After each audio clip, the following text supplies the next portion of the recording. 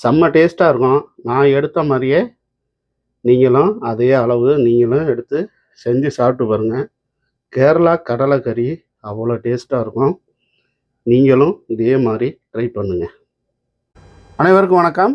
Export Tamil channel உங்கள் சேகர். இன்றைக்கி என்ன பார்க்க போகிறோம்னா, ஒரு கொண்டக்கடலை மசாலா. செம்ம டேஸ்ட்டாக, வெரி ஈஸியாக தோசை, பரோட்டா, சப்பாத்தி எல்லாத்துக்கும் செம்ம சூப்பராக இருக்கும். சமைக்கிறோம், ருசிக்கிறோம். வாங்க. இப்போ கடலையை நான் நைட்டே ஊற வச்சுட்டேன். சரிங்களா? கிட்டத்தட்ட ஒரு 7 மணி நேரம் ஊறியிருக்கு. 3 நடை நல்லா கழுவி இதை ஒரு 5 விசில் விட்டு எடுத்துக்கிறோம். இப்போ என்ன பண்ணுறோம், கொஞ்சம் போல் மஞ்சத்தூள் போட்டுங்க, கொஞ்சம் போல் உப்பு போட்டுங்க. சரிங்களா? கொஞ்சம் போல் ஜீரகம், முழுகிற மாதிரி தண்ணி ஊற்றிக்கிறோம். சரிங்களா? போதும். 5 விசில் விட்டு எடுத்துக்கிறோம். இப்போ கடலைக்கறிக்கு தேவையான பொருளெல்லாம் எடுத்து வச்சுக்கிறோம். சரிங்களா? போடுறப்ப சொல்கிறேன். நல்லா ஒரு 5 விசில் விட்டு எடுத்தாச்சு. இந்த ஏர் போகட்டும். இப்போ என்ன பண்ணுறோம், கொஞ்சம் சோம்பு, 2-3 பட்டை, 2-3 கிராம்பு, இதை நல்லா பொன்னிறமாக வறுத்துங்க. சரிங்களா? நல்லா பொரிஞ்சு வரட்டும். நல்லா பொரிஞ்சு வருது. நல்லா கொஞ்சம் லோ ஃப்ளேமில் வச்சுங்க. நல்லா ஒரு அரை மூடி தேங்காய். சரிங்களா? ரொம்ப கருக விட்டுற வேண்டாம். லைட்டாக வறுத்து எடுத்துக்கிறோம். லைட்டாக வறுத்து எடுத்துக்கிட்டால் போதும், ரொம்ப கருக விட்டுற வேண்டாம். போதும். இதை ஒரு பாத்திரத்துக்கு மாற்றிக்கிறோம். சரிங்களா? அடுப்பாக பண்ணிக்கிறோம். இப்போ வறுத்த தேங்காவை நல்லா பேஸ்ட் பண்ணி எடுத்துக்கிறோம். அடுப்பை பற்ற வச்சுக்கிறோம். கொஞ்சம் மீடியமாக வச்சுங்க.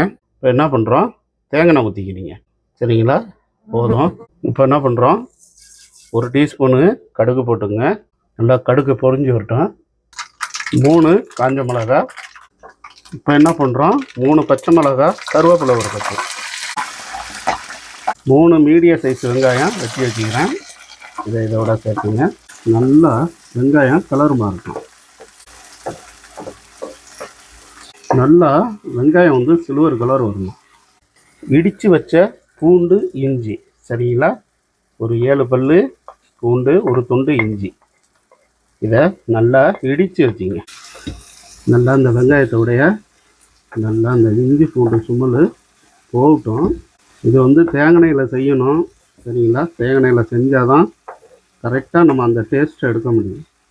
இப்போ என்ன செய்கிறோம், பொடிசாக 3 தக்காளி மீடியம் சைஸு வெட்டி வச்சுக்கிறேன். இந்த தக்காளியை இதோட சேர்த்து இதில் பரட்டி வைக்கணும். கொஞ்சம் உப்பு போட்டுக்கிறோம். ஏற்கனவே நம்ம கடலையில் உப்பு போட்டுக்கிறோம், அதனால் கொஞ்சம் பார்த்துட்டு போட்டுங்க. சரிங்களா? நான் கொஞ்சம் அரை டீஸ்பூன் போட்டுக்கிறேன். சரிங்களா? போதும். ஒரு அரை டீஸ்பூனு மஞ்சத்தூள் போட்டுக்கிறேன். நல்லா பரட்டி விடணும். நல்லா வேகட்டும். இப்போ இதுக்கு ஒரு மூடியை போட்டுக்கிறோம்.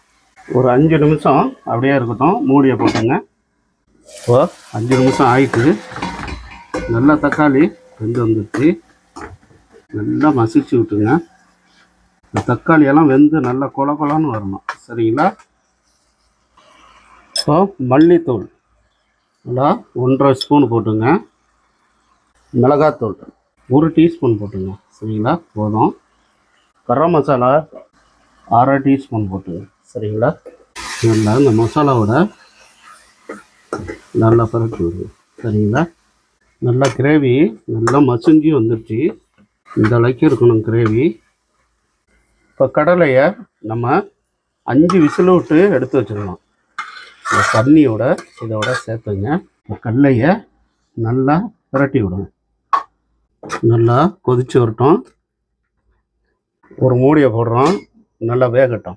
ஓப்பன் பண்ணி பார்ப்போம். ஆஹா, சூப்பராக கொதிச்சு வருது.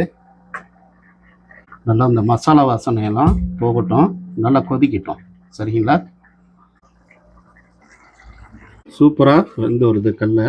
இப்போ என்ன செய்கிறோம், அரைச்சி வச்ச தேங்காய், சோம்பை இதோட சேர்த்துக்கிறோம். சரிங்களா? இப்போ தேங்காய், சோம்பு நல்லா அப்படி கலரி விடுங்க.